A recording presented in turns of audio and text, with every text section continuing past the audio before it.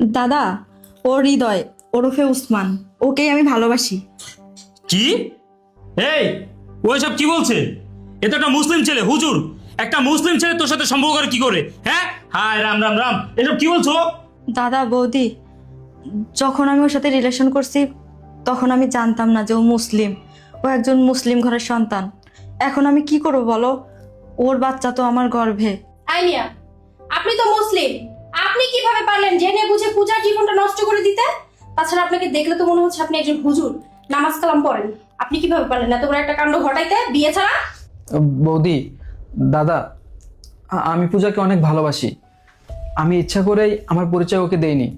আমি যদি বলতাম আমি মুসলিম, তাহলে ও আমার সাথে সম্পর্ক করতো না। এই জন্য আমি বলিনি। আর যেটা হয়েছে সেটা আমাদের দুজনের সম্মতিতেই হয়েছে। দাদা, আমরা দুজন দুজনকে অনেক ভালোবাসি। আমি পূজাকে বিয়ে করতে চাই। কি বললে? তুমি আমার বোনকে ভালোবাসো, আমার বোনকে বিয়ে করতে চাও?